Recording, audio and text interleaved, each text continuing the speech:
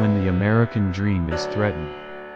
Sarah, an elementary school teacher in Ohio, had worked diligently for 20 years to buy her dream home. She saved every penny and finally took out a mortgage for a cozy little house. Everything seemed to be going well until interest rates began to skyrocket. Each month, when she received her mortgage bill, Sarah felt a new wave of anxiety.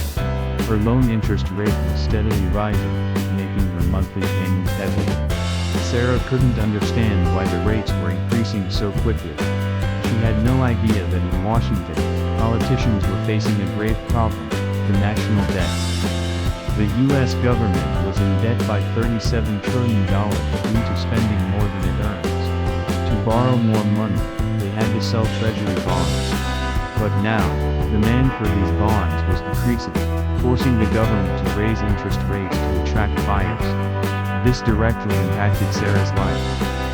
High interest rates didn't just affect her mortgage, they made everything more expensive.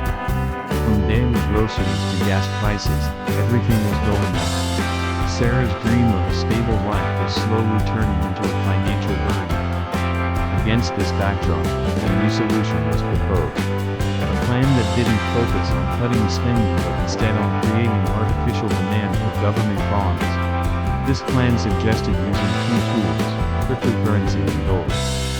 With cryptocurrency, the government could enact laws requiring stablecoins to be backed by US dollars or Treasury bonds, creating a massive new demand for bonds.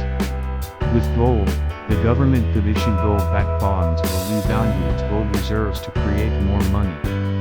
For Sarah, this plan offered a glimmer of hope. If interest rates were to drop, she could pay off her mortgage more easily, and her life would become less stressful. However, this story doesn't have a happy ending yet.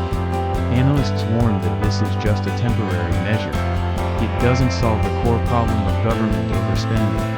Ultimately, the debt burden will remain and may once again fall heavily on the shoulders of people like Sarah.